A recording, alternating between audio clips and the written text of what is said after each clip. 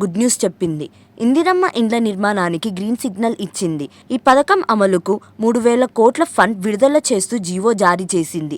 ప్రజాపాలనలో భాగంగా తీసుకున్న అప్లికేషన్స్ నుంచి రాష్ట్ర వ్యాప్తంగా 95,235 ఇండ్లను మంజూరు చేసింది. గ్రామీణ ప్రాంతాలకు 38,094 ఇండ్లు కేటాయించగా అర్బన్ ప్రాంతంలో 57,141 ఇండ్లను కేటాయిస్తూ నిర్ణయం తీసుకున్నది. ఈ పథకాన్ని మార్చి 11న భద్రాచలం నియోజకవర్గంలోని బుర్గంపాడులో నిర్వహించే బహిరంగ సభలో సీఎం రేవంత్ రెడ్డి ప్రారంభించనున్నారు. పథకానికి సంబంధించిన గైడ్ లైన్స్ ను హౌసింగ్ డెవలప్మెంట్ అధికారులు ప్రభుత్వానికి అందజేయగా సీఎం రేవంత్ రెడ్డి, హౌసింగ్ మంత్రి పొంగులేటి శ్రీనివాస్ రెడ్డి ఇప్పటికే ఫైనల్ చేసినట్లు అధికార వర్గాలు చెబుతున్నాయి. తొలి దశలో ప్రధానంగా బిలో పావర్టీ లైన్ లో ఉన్న వాళ్లను, సొంత జాగాలు ఉన్న వాళ్లను అర్హులుగా గుర్తించనున్నారు. ప్రజావాణిలో ఇందిరమ్మ ఇండ్ల స్కీముకు మొత్తం 52 లక్షల